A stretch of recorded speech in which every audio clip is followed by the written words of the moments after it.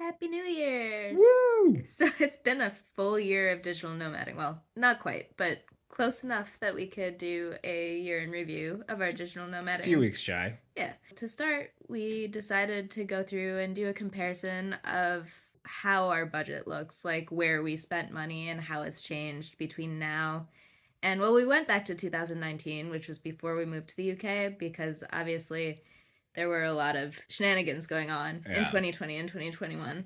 not really exemplary years to compare against. So we went back to 2019. And I think it's interesting because in 2019, obviously we were in New York City. 2020 and 2021, pandemic, but also in London.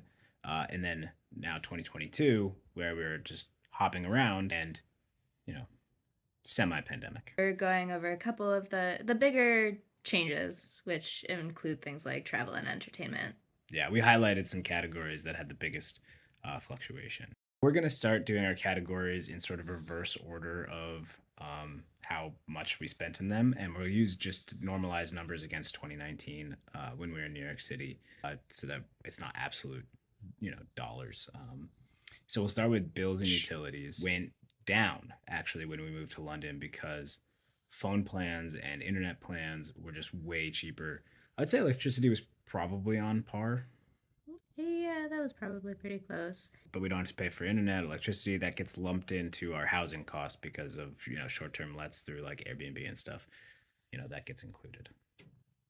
The next category is entertainment, where we pretty much include like mini golf, bowling, museums, things like that. If you look at the graph 2020 and 2021, obviously those things just completely dropped out because we couldn't do any of that stuff. And when we moved to London, all of our friends and family mostly were still in the US. So we didn't feel the need to go out of our way to try to do those things.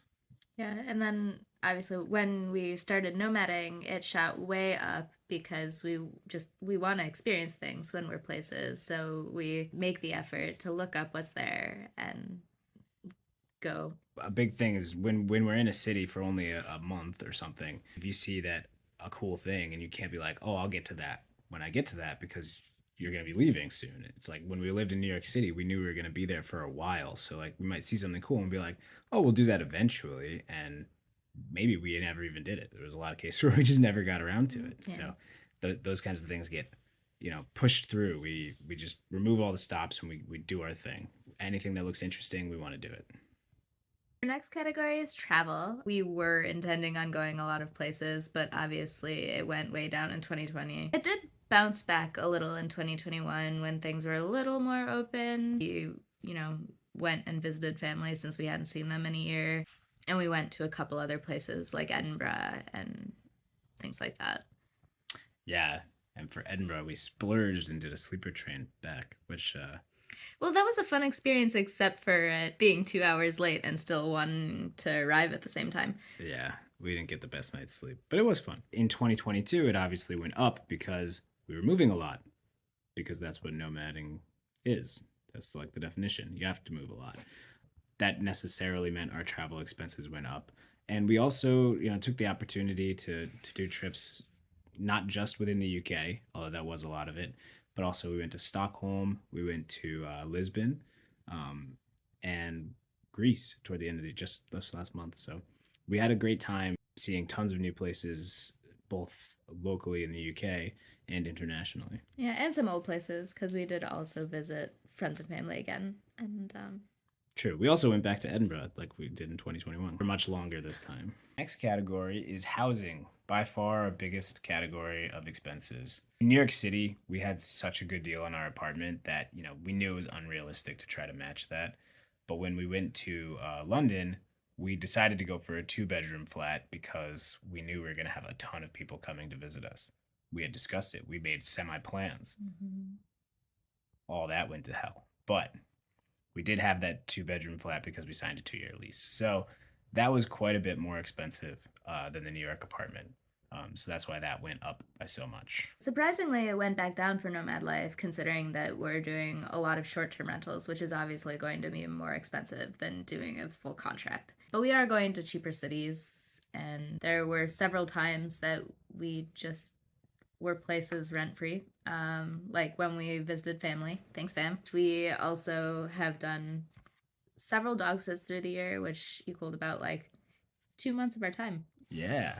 We're doing one right now. Say hi, Willow. You're an internet star.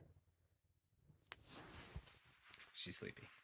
Just in general, London's the most expensive place in the UK. So like when we're not going to London, things are going to be cheaper, even if they are like well over what the long term let prices are.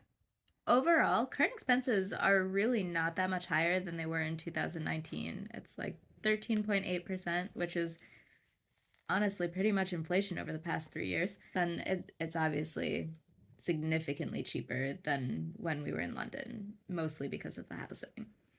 Yeah, and I don't think we haven't even really tried that hard to like reduce spending. We obviously we're not going out of our way to spend more money, but we haven't, actively like sought more dog sits or anything like that. We just let that kind of thing happen organically. I think it's worked out quite nice. All in all, digital nomading has been a great experience this year, and it's really not making our lives harder in any sort of way, at least like economically. Things are cheaper. Yeah, we've spent less than when we were in London. And I think accounting for inflation, we're pretty much on par with New York City costs, which I know is not saying that much, but it's I think like realistically very easy to do this in a fairly frugal manner, depending on which cities you pick.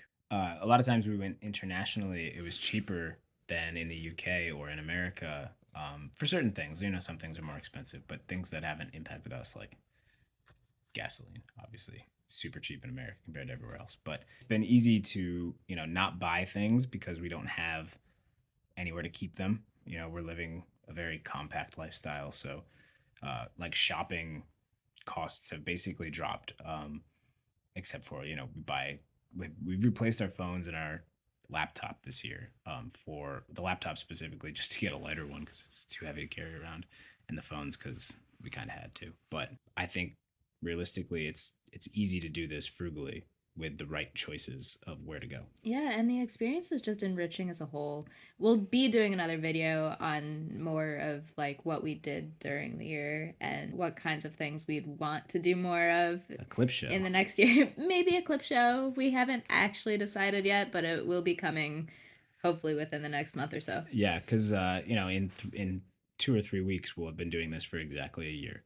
So having a year in review, outside of external finances, is probably what's coming next. See you later. See ya.